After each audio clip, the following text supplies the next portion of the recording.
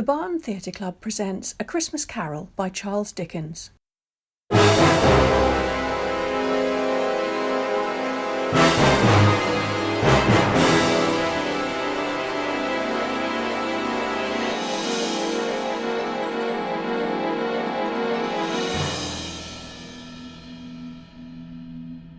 Marley was dead to begin with.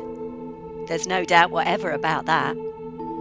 The register of his burial was signed by the clergyman, the clerk, the undertaker and the chief mourner. Scrooge signed it. And Scrooge's name was good upon change for anything he chose to put his hand to. Old Marley was dead as a doornail. Scrooge knew he was dead. Of course he did. Scrooge and Marley were partners for I don't know how many years. Oh, but he was a tight-fisted hand at the grindstone with Scrooge. A squeezing, wrenching, grasping, scraping, clutching, covetous old sinner. And once upon a time, of all the good days on the year, on Christmas Eve, old Scrooge sat busy in his counting house, a grim, cheerless place if ever there was one.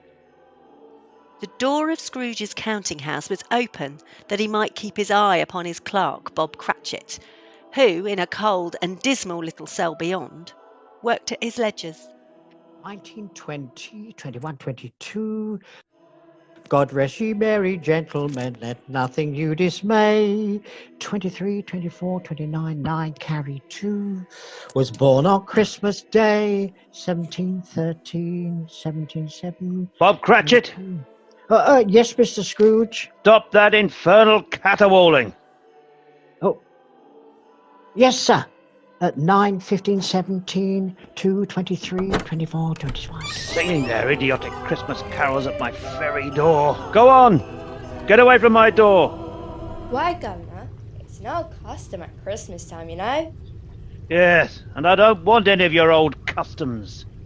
Take your fellow fools and go away. Christmas. Blah. Right, sir. Merry Christmas anyway, sir. Now, you get that letter from Higgins and Blackthorn, Cratchit, and then I want you to finish posting this ledger. And after that, you can pop over to Parthagill's and tell Ephraim Parthagill you've come after the 17 shillings and sixpence he's owed me since Michaelmas. And tell him I shall have a constable over there if he doesn't pay up at once. Oh, Mr. Parthagill's wife has been ill, sir.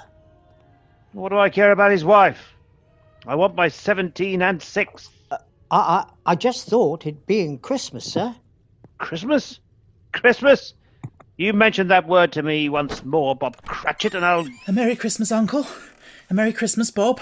Oh, Merry Christmas, Mr. Fred. God save you, Uncle.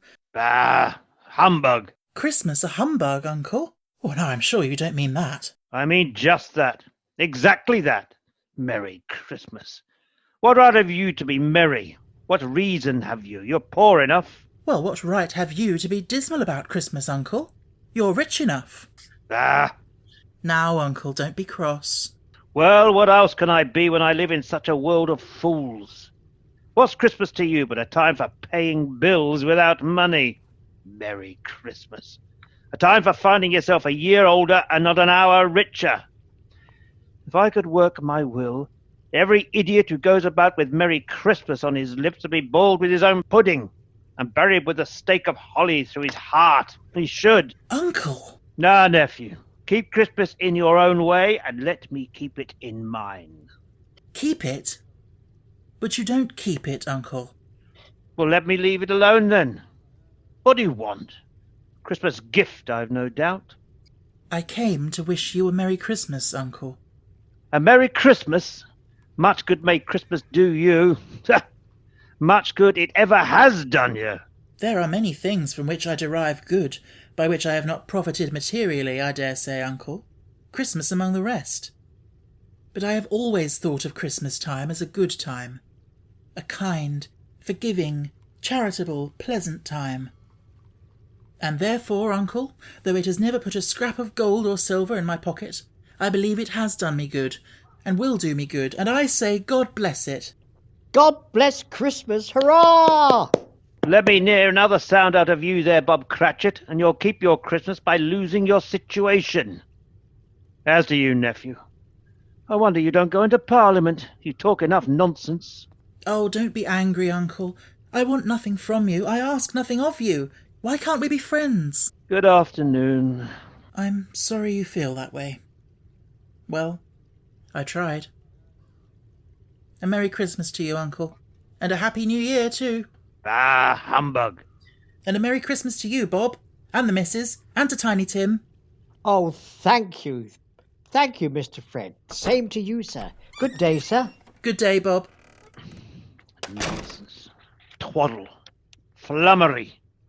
Talking of Christmas and not 2 sixpences to jingle together in his trousers pocket. Hey, you there, Bob Cratchit. Come here. What are you doing there? I'm only putting a bit more coal in the fire, Mr. Scrooge, seeing it's so cold in there. You put that coal back into the scuttle. A fire indeed. I can tell you, if you use coal at that rate, you and I will soon be parting company, Bob Cratchit. You understand that? There's many a young fellow'd like your situation, you know. I'm sorry, sir. My fingers were getting a little stiff with the cold. Then put on some mittens. There's someone at the door. Go see who it is. Yes, sir. Good afternoon, sir. Oh, good afternoon. This is the firm of Scrooge and Marley. Yes, sir. I should like to speak to the head of the firm, if I may. Oh, very good, sir. What is it? A gentleman to see you, Mr. Scrooge. Huh? Have I the pleasure of addressing Mr. Scrooge or Mr. Marley? Marley's been dead these 7 years tonight. I'm Scrooge. Well now, Mr. Scrooge, at this season of the year, it's only fitting that we who are more fortunate should raise a fund for the poor to buy meat, drink, and means of warmth. You may not believe it, sir, but many thousands are now in want of common necessities. And hundreds of thousands are in want of the simplest comforts. Are there no prisons? Well, there are plenty of prisons, sir. And the workhouses? They're still in operation, I trust?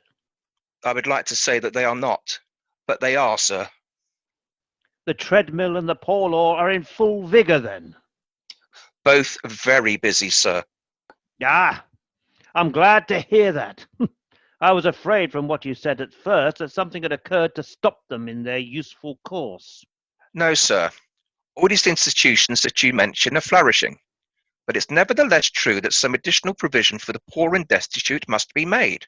Ah, A few of us upon 'Change were endeavouring to raise such a fund, you see, and what should I put you down for? nothing. Oh, I see. You wish to remain anonymous, sir. I wish to be left alone. I don't make merry myself at Christmas time, and I can't afford to help make a lot of idle people merry. I help to support the establishments that take care of the poor. They cost enough.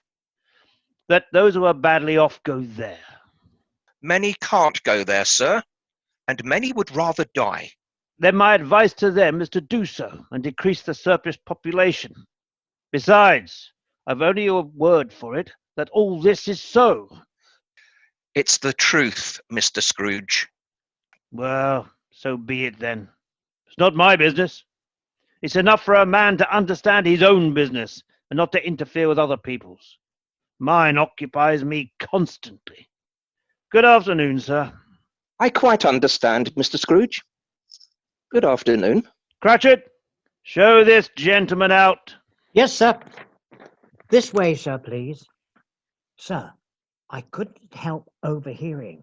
I should like to contribute twopence. Cratchit, Yes, sir. It isn't much, but it's all I can afford. But there are others in worse situation than I. You're a generous fellow. I wish I might say the same of your employer. Cratchit! Yes, sir. Good afternoon, sir. Good afternoon. Cratchit! Merry Christmas. Merry Christmas. Yes, sir. Close the door. Yes, sir. 24, 31. 1 carry 3. A new scarlet tippet for Tiny Tim. A comb for Martha. 33-3 and carry 3. A hair ribbon for Belinda. 4, 7, 12, 15. Cratchit! Yes, sir. Yes, sir. Too late to have you go to Parthagil's. You'll be closed up for Christmas like these other fools. We may as well close up the place now. Yes, sir. It is getting a little dark. Hard to see the figures. I suppose you'll want the entire day tomorrow. Well, if it's quite convenient, sir. It's not convenient. It's not fair either. But I suppose I can't do anything about it. If I was to stop half a crown of your wages, you'd think yourself very ill-used, I'd be bound. Well, sir, I think... Yeah, but you don't think me ill-used when I pay a day's wages for no work. It's only once a year, sir. Once a year? Once a year indeed. A fine excuse for picking a man's pocket every 25th of December. I suppose there's no good talking. You must have the whole day. We'll see that you're here all the earlier the next morning, you understand? Oh, I will, sir. I will indeed. Good night, sir. And Merry Christmas. Ah. Merry Christmas. Ah. The office was closed in a twinkling, and Bob Cratchit, with the long ends of his white comforter dangling below his waist, for he boasted no greatcoat, went down a slide on Cornhill 20 times in honour of it being Christmas Eve, and then ran home to Camden Town as fast as he could pelt to play with his family at Blind Man's Buff. Scrooge, on the other hand, took his melancholy dinner in his usual melancholy tavern. Having read all the papers and spent the rest of his evening with his banker's book, went to his dismal house. Darkness is cheap, and Scrooge liked it. The yard was so dark that even Scrooge, who knew its every stone, had to grope with his hands through the fog and the frost to find the door. Scrooge walked through his rooms to see that all was right. Sitting room, bedroom, lumber room, all as they should be. Nobody under the table, nobody under the sofa, nobody under the bed, nobody in the closet. Closed the door. He locked himself in. He double-locked himself in. And took off his cravat, put on his dressing gown and slippers and his nightcap, and sat down before the fire to take his gruel.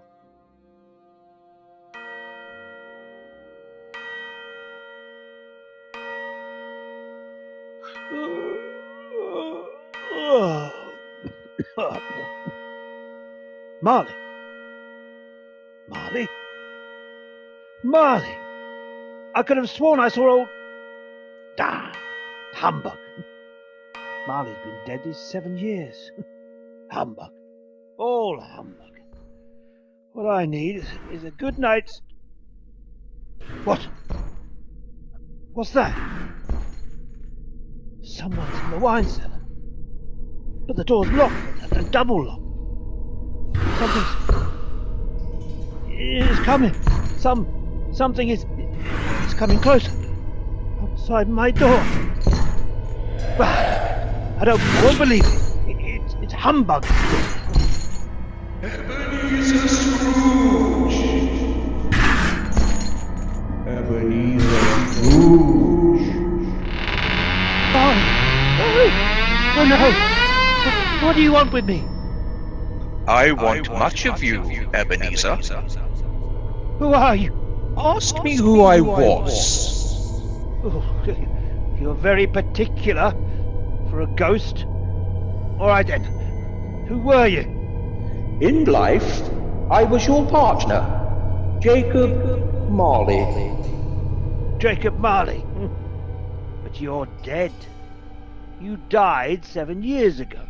7 years ago this very night. You're a ghost then. What's wrong, Ebenezer? Don't you believe in me? I do not. You doubt your senses, Ebenezer? Yes. Because a little thing affects them. A slight disorder of the stomach makes them cheats. You can't be a ghost. You may be an undigested bit of beef. or a blot of mustard, or a crumb of cheese, a fragment of an underdone potato. There may be more gravy than grave about you, whatever you are. Humbug, I tell you, humbug.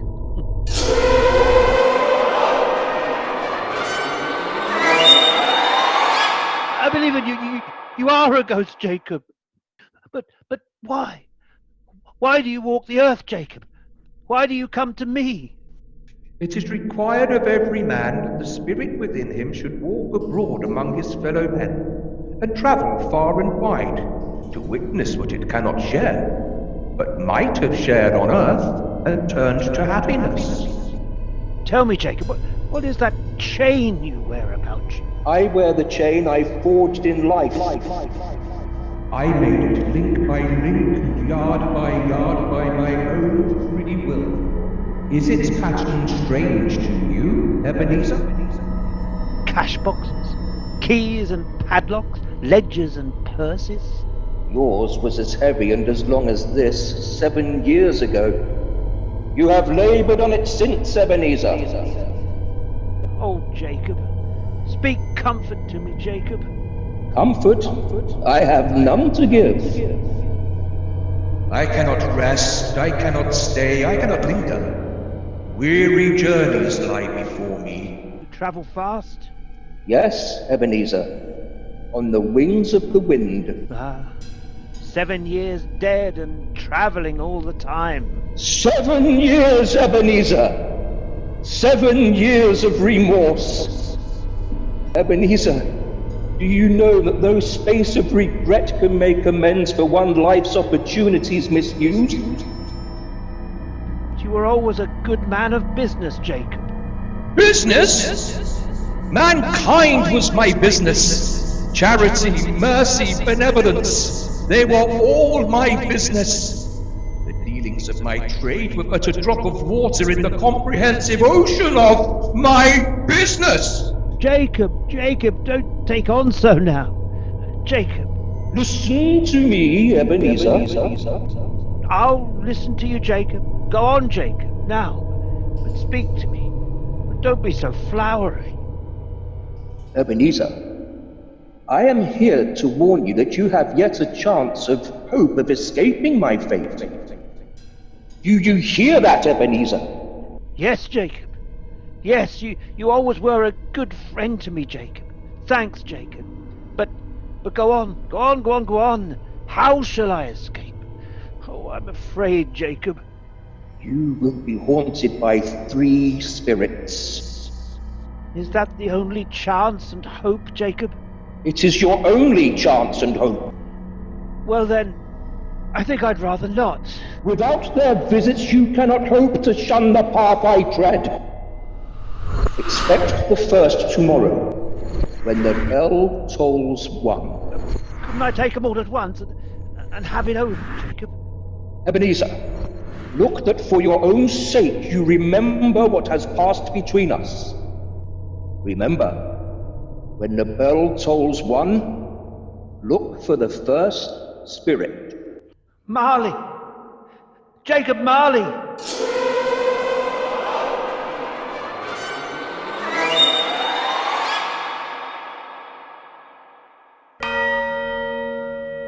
Scrooge awoke. He was lying on his bed, fully dressed. Suddenly, the curtains of his bed were drawn aside, and Scrooge found himself face to face with the unearthly visitor who drew them. As close to it as I am now to you, and I am standing in the spirit at your elbow. It was a strange figure, like a child, yet not so like a child as like an old man. Its hair, which hung down its neck and down its back, was white as if with age, and yet the face had not a wrinkle in it, and the tenderest bloom was on the skin. The arms were long and muscular, and the hands the same, as if its hold were of uncommon strength. Ebenezer Scrooge! Who's that? Ebenezer Scrooge, I have come for you. Are you the spirit, sir, whose coming was foretold me? I am that spirit. What are you?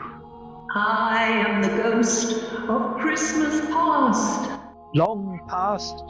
No, your past. But what do you want of me? What brings you here to haunt me? Your welfare, Ebenezer Scrooge. Rise and walk with me. Oh, no, not out of the window. I can't do that. I'll fall down. I'm not a spirit, I'm mortal, and I'll fall. Bear but a touch of my hand upon your heart, and you shall be upheld in more than this. Come, follow me.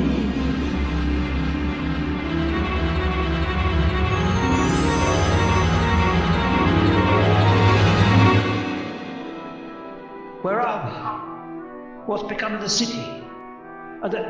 There's snow upon the ground. Where are we? These are the shadows of the things that have been. You recognize this countryside? Oh, I know every inch of it. Every tree. And that bleak building over there? Ah, that building. I was a boy there, yes. I went to school in that horrible place. Do you recollect that path? I could walk it blindfold. Strange you should have forgotten it so many years. Come, let us go closer. Look through the window into that cold, barren room. What do you see, Ebenezer Scrooge? I see a boy. A solitary child, neglected by his family, alone. Yes, I see. I know that boy. Oh, I was so lonely. Poor boy. Your lip is trembling, Scrooge. And what is that on your cheek? There's nothing. Nothing at all. I wish I did. Oh, it's too late now. What's the matter? Nothing. The waifs came to my door singing Christmas carols last night, and there was a boy like that among them. A poor, pale, thin little boy in a ragged coat. I should like to have given him something. That's all. Is that all? Come, Ebenezer Scrooge, let us see another Christmas. Do you know this place, Ebenezer Scrooge? Know it. This is the counting house where I was apprenticed. It's my old master. Bless his heart, old Fezziwig. My master alive again and hosting one of his Christmas parties. Pick your partners. Corkscrew, thread the needle, and back to your places. So there's Dick Wilkins. Poor Dick. Dear, yes. And look, there's Mrs. Fezziwig herself, looking younger than any of them. The table's all loaded with roasts and cider, mince pie and beer. Oh, what a jolly time we used to have. That carefree young man with the light heart and the gay smile.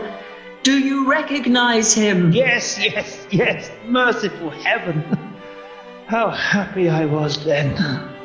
A small matter for old Fezziwig to make those silly folks so full of joy. Small matter? Small indeed. Isn't it? He has spent only a few pounds of your mortal money. Is that so much that he deserves praise? It's not that, Spirit.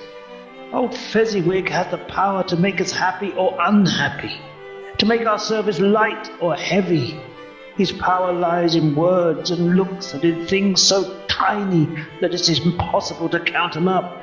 The happiness he gives is quite as great as if it cost What's the matter? Oh, nothing. Nothing at all, Spirit. Something, I think. No. Speak. Well, only... It's just that I should like to be able to say a word or two to my clerk, Bob Cratchit. That's all. My time grows short, and we have yet another journey to make. Where now? Come!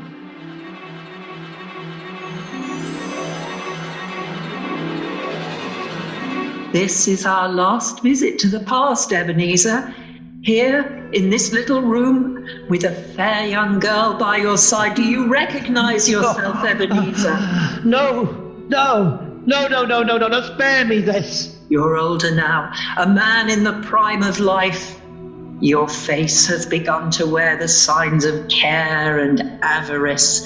Your eyes are greedy, the eager, restless eyes of a miser. No, please. She knows it too, that girl by your side.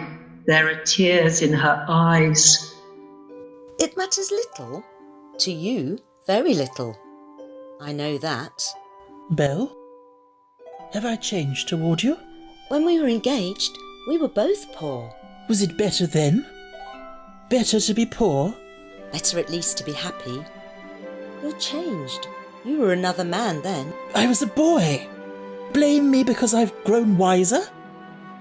Have I ever tried to break our engagement? In words, no, never. In what then? In a changed nature, in an altered spirit, in everything that made my love of any value in your sight. So I release you from your promise. Belle! Oh, at first it may cause you pain to lose me, a very brief pain, but soon it will be dim, like a half-remembered dream, an unprofitable dream, and you will be glad to be awake from such a dream. May you be happy in the life you have chosen, Ebenezer, for the love of whom you once loved. That's enough.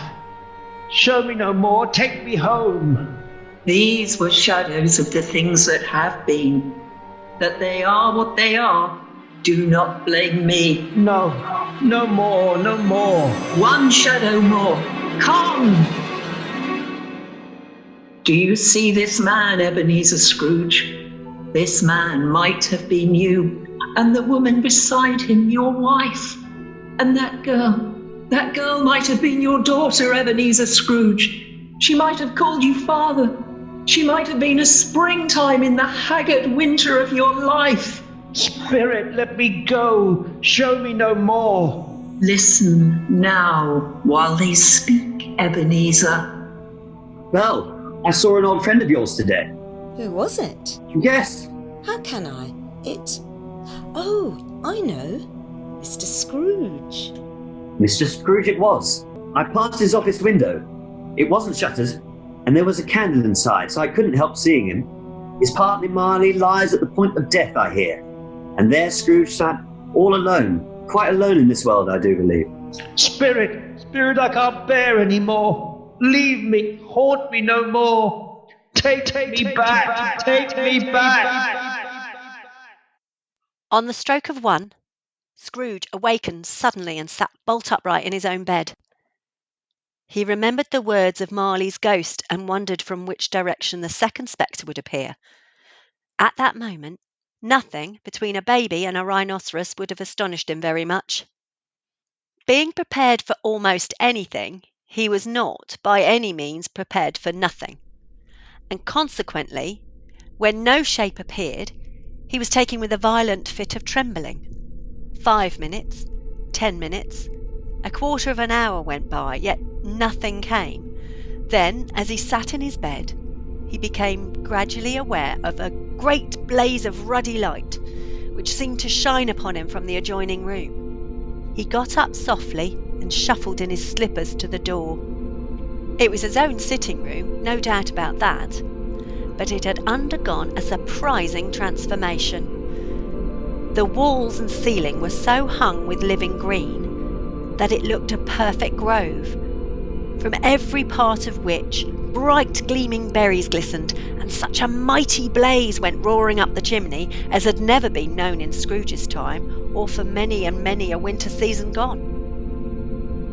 Heaped up on the floor to form some kind of throne were turkeys, geese, game, poultry, great joints of meat, suckling pigs, long wreaths of sausages, mince pies, plum puddings, barrels of oysters, red-hot chestnuts, and seething bowls of punch that made the chamber dim with their delicious steam.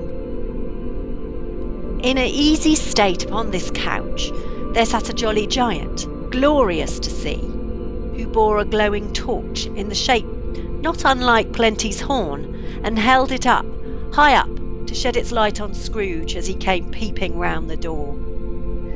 Come in, Ebenezer Scrooge, and know me better, man. Who? I am the ghost of Christmas present. Look upon me. You've never seen the like of me before.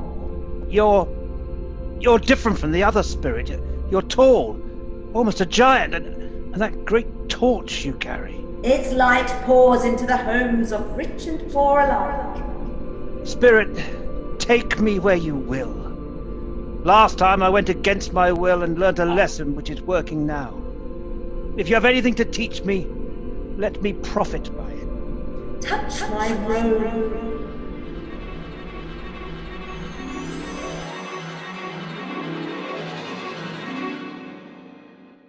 Where have you brought me, Spirit? A humble dwelling in a humble street. It's humble enough. Yet there is happiness there. Who are these people? Who's that woman? And the children? These are the family of your clerk, Bob Cratchit. His wife, dressed in a twice-turned gown, but brave in ribbons, laying the table for their Christmas dinner. And there, assisting her, is her daughter Belinda. And the young man with the fork and the stuffing, that's Master Peter Cratchit, and the two little Cratchits. Listen, Scrooge. Here's Martha, Mother. Martha. Hello, Martha. Why, bless your heart alive, Martha, my dear. Merry Christmas to you. Merry Christmas, Mother. Merry Christmas. How late you are, my dear. Oh, we had a great deal of work to finish up last night, and we had to clear away this morning. Well, never mind, so long as you're here now. Now sit you down before the fire and have a warm. Lord bless you.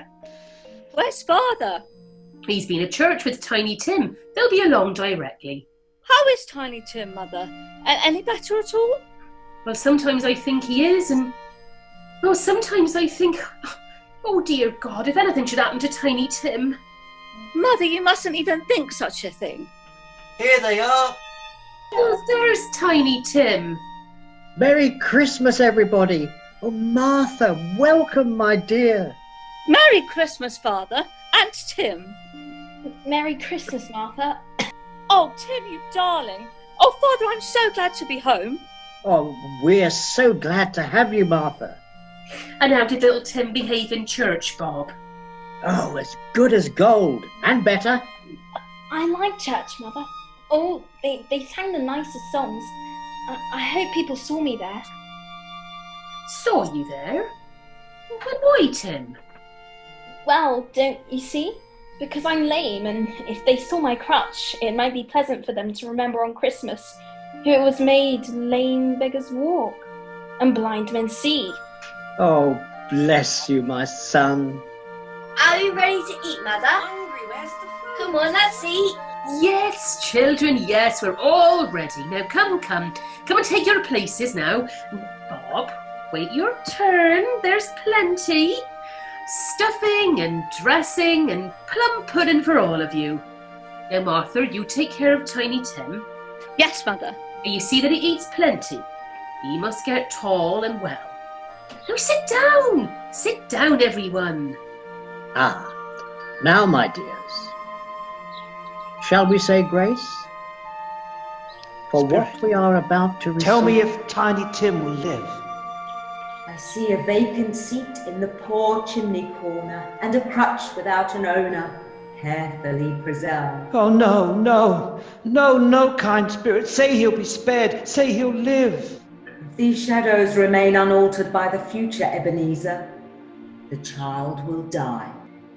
May the Lord make us truly thankful. Amen. Amen. Amen. Amen. And now, my dears, with such a dinner, a toast. A Merry Christmas to us all, and God bless us. Amen. God bless us, everyone. And now, to Mr. Scrooge. I give you a toast to Mr. Scrooge, the founder of the feast. The founder of the feast, indeed. Who pays you all of 15 shillings a week? I wish I had him here. I'd give him a piece of my mind to feast on, and I'd hope he'd have a good appetite for it. Oh, my dear, the children. Christmas Day. Well, it should be Christmas Day, I'm sure, on which one drinks the health of such an odious, stingy, unfeeling man as Mr. Scrooge. You know he is, Bob.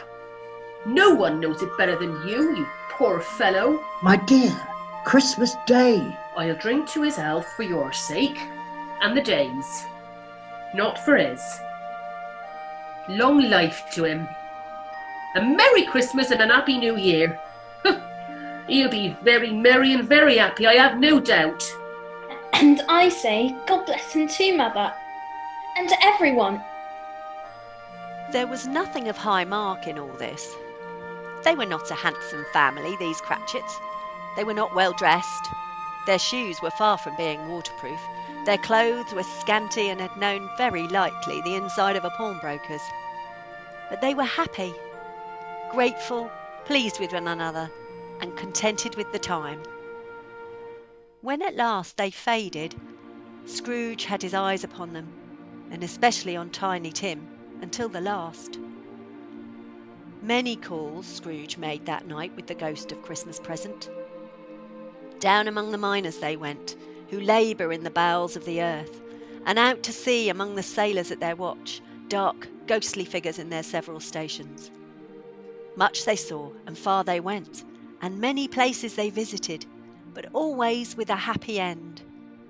The spirits stood beside sick beds, and they were cheerful, on foreign lands, and they were close at home, by poverty, and it was rich, in almshouse, hospital, and jail, where vain man in his little brief authority had not made fast the door and barred the spirit out, the spirit left his blessing. It was a long night, if it was only a night, and it was strange too that while Scrooge remained unaltered in his outward form, the ghost grew older, clearly older. My life upon this globe is very brief, Ebenezer. It ends tonight. Tonight? Tonight at midnight. Hark, the hour has come. Oh, no, not yet. There are still more things I wish to learn. These you will learn from still another spirit. Still another spirit, Ebenezer. Scrooge looked about him for the ghost. It had vanished, and he found himself once more in his bed, in his dressing gown and nightcap on his head. He heard the clock strike, and then he remembered the prediction of old Jacob Marley, and lifting up his eyes, beheld the third spirit. A solemn phantom, shrouded in black, draped and hooded, coming towards him slowly and silently, like a mist along the ground. I know you. You are the ghost of Christmas yet to come. You will show me the shadows of things that have not happened, but will happen in the time before us.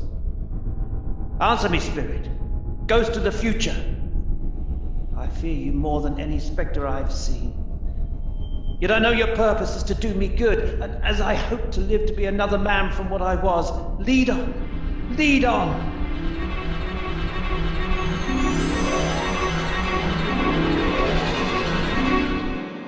Why have you brought me here again? Here to Bob Cratchit's home, but it's not the same. Why is it so quiet? So very quiet here. Mother, please. Oh, my son. My little son, Tiny Tim. I loved him so. Oh, Mother dear, you mustn't. It's almost time for Father to be home. Don't let him see you crying. Yes, Martha. He's late tonight. He walks slower than he used to, and yet I've known him to walk very fast indeed with Tiny Tim on his shoulder. Oh, so have I, Mother. But he was so light to carry. And his father loved him so. There was no trouble. No trouble. Bob! Good evening, my dear. You're late, Bob. Oh, yes, I'm sorry, my dear. I went to the churchyard today. Oh, I wish you could have gone with me. It would have done your heart good to see how sweet and green a place it is. But you'll see it often. I promised him, yes, I promised Tiny Tim we'd walk there on a Sunday.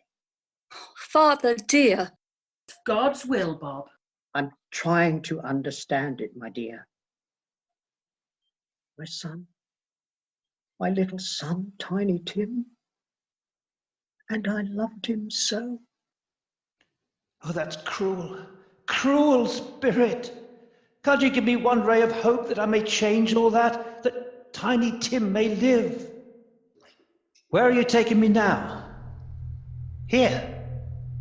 On a common street, spirit?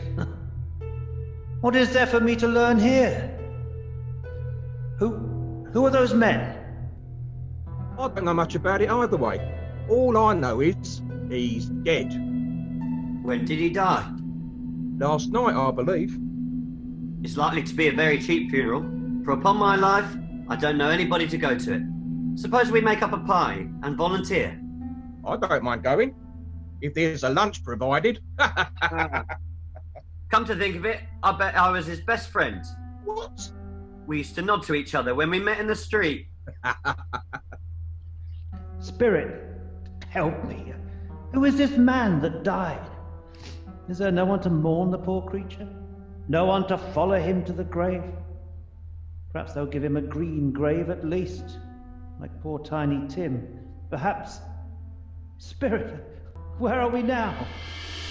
Merciful heaven, a churchyard, overrun by grass and weeds, choked with too much burying, desolate, lonely, crumbling gravestones. Spirit, before I draw nearer to that gravestone, answer me one question.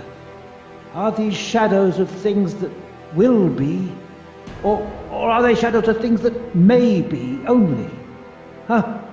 Will you not speak to me, Spirit? What is that grave to which you point? Now I see it. Yeah. There's writing on that stone. The name on the gravestone is Ebenezer Scrooge. Ebenezer Scrooge! Oh, no, Spirit. No.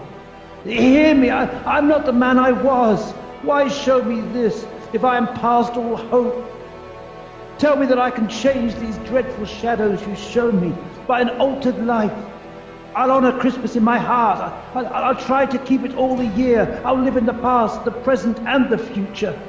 And I'll not shut out the lessons that they teach. Tell me, Spirit. Oh, go on, tell me. Tell me that I can sponge away the writing on that stone, Spirit. I beg you, Spirit. I beg you. Spirit. I promise on my knees. I promise. What's this?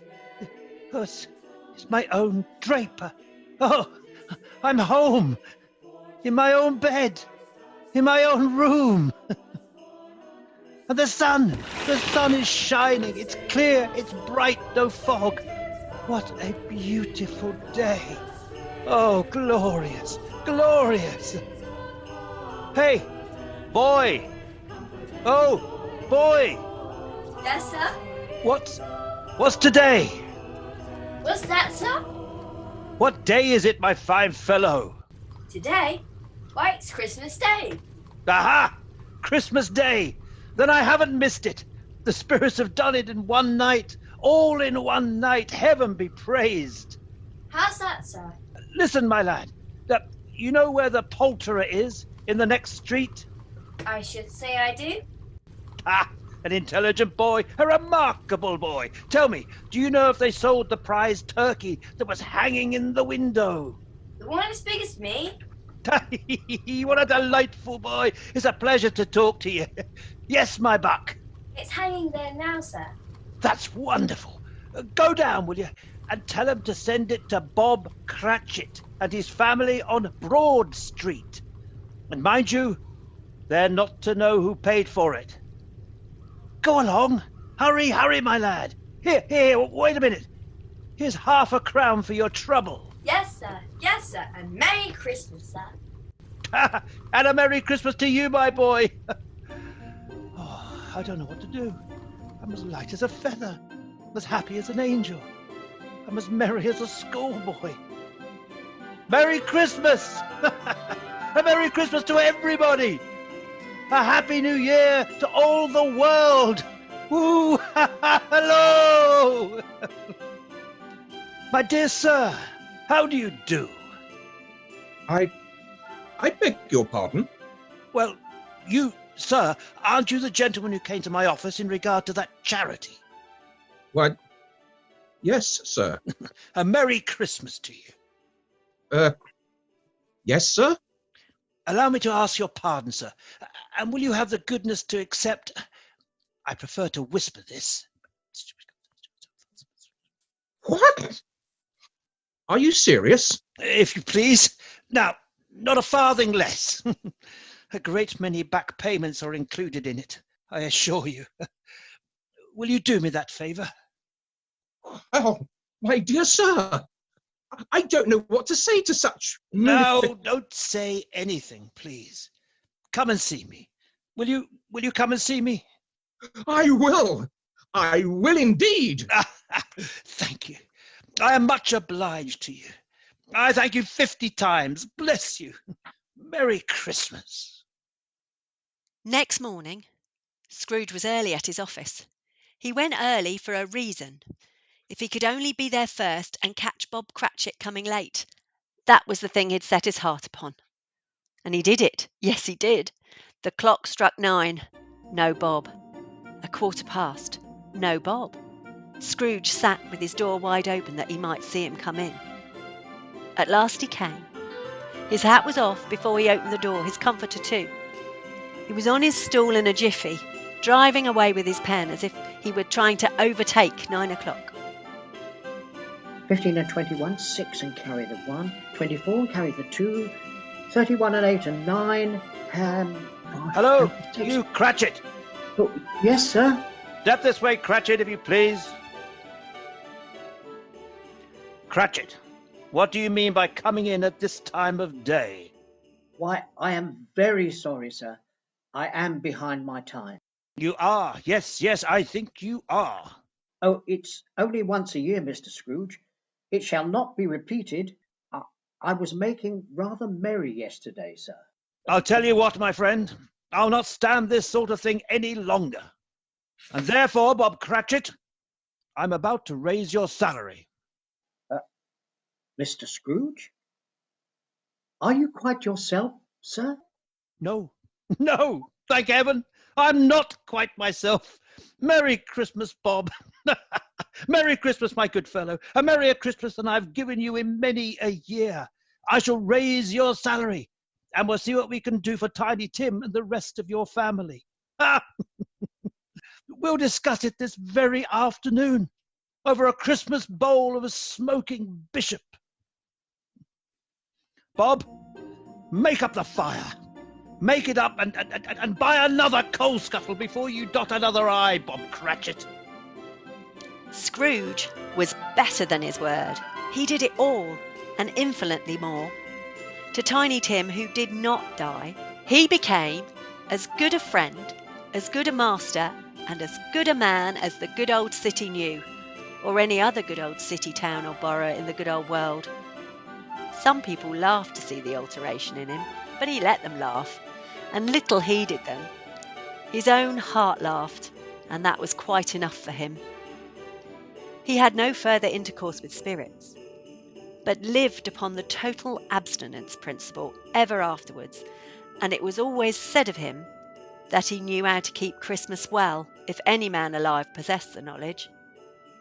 May that be truly said of us, of all of us. And so, as Tiny Tim observed, God bless us, every one. Joy to the world and all.